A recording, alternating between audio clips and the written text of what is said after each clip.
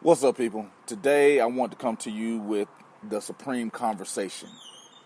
And before I get started, I want to say happy Thanksgiving to each and every one of you.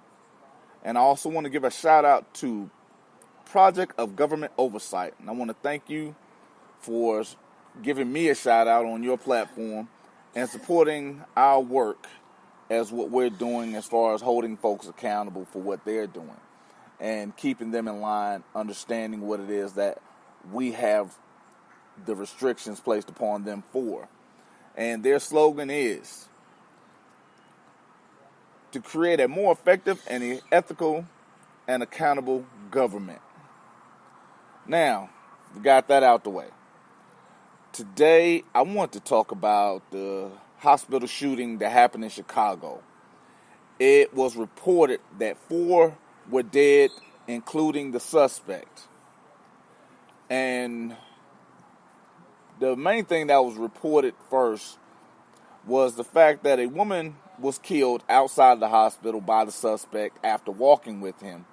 And what was told was that she was shot in the chest, and then when she hit the ground, there were 3 more shots at close range that was pretty much what was concluded to have killed her. Now, we also got reports of a police officer being killed, and then we had 2 random hospital attendees that were killed. And these were just regular hospital going ill folks that were killed for no apparent reason, no point, no purpose. And the thing was, this was not categorized a mass shooting, but an issue of gun control did come up.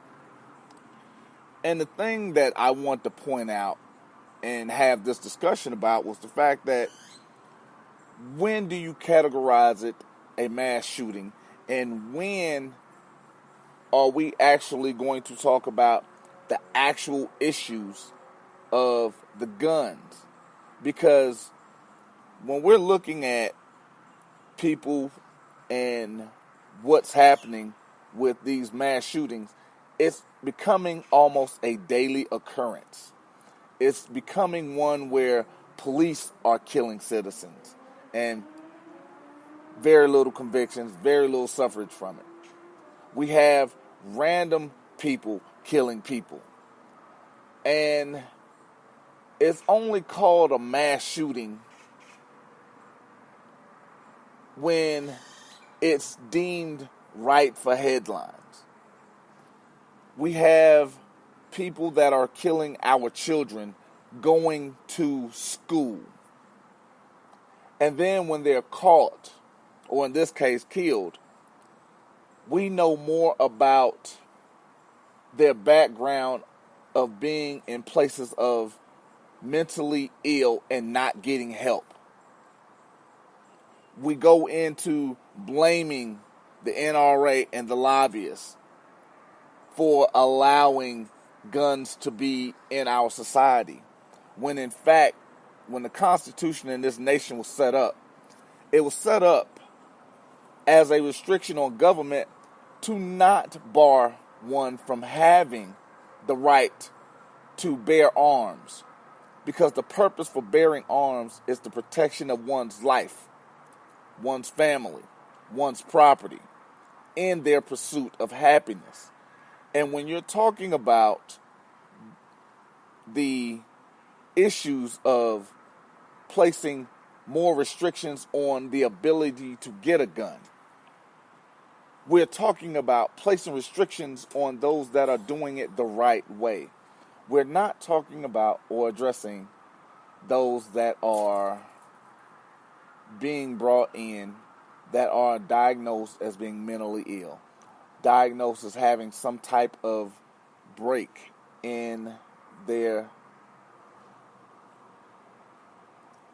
mental abilities to even produce these things. And what we have to address and have a real conversation about is the fact that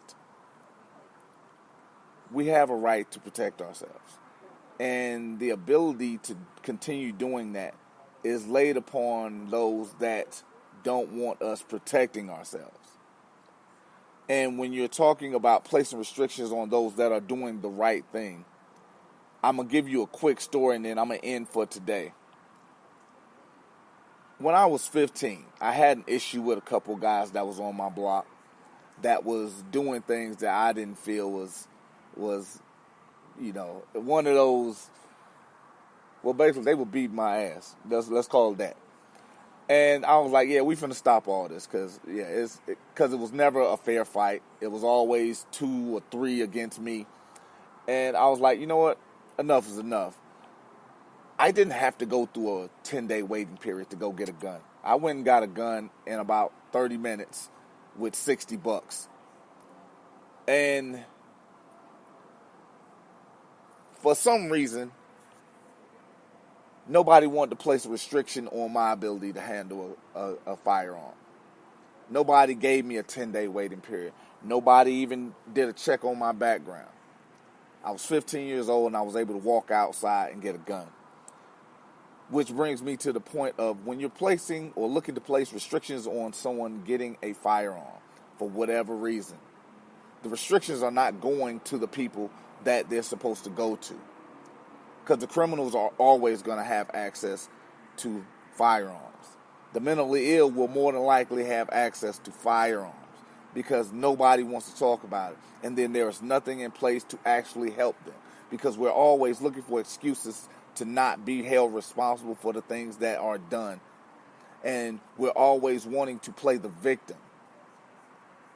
And as we're playing the victim, we're forgetting about the lives that are lost, not only from that mentally ill person that's taking another person's life, but we're forgetting about their family. We're forgetting about their community. We're forgetting about those that love them. We're forgetting about their friends. We're forgetting about their co-workers. We're forgetting about the process or the thing that they actually bring to another's life. Those things are lost when those are not taken care of. So when we're talking about restrictions, let's talk about getting folks help that need it. Let's talk about putting things in place that not only helps the mentally ill, but those that are around them as well. Because we can continue to blame the gun manufacturers, if we can continue to blame Smith & Wesson, we're continuing to blame Remington. We're forgetting that Smith & Wesson is putting out a product that is working. We're forgetting that Remington is putting out a product that's working. And it's again one of those where I say that we hold those that are in fast food restaurants at a higher standard than we do those that are put in place to protect us. Because we would not accept the fact that we would go to a place like McDonald's or Burger King and our meal isn't 100% correct. We'd have an issue with it. But we wouldn't talk to just the manager. We wouldn't talk to just some random customer. We'd actually go and have a conversation with the owner of the business. Remington and Smith & Wesson are putting out products that are working. They're giving us our meals 100% correct. So it's not the guns that are having the issue.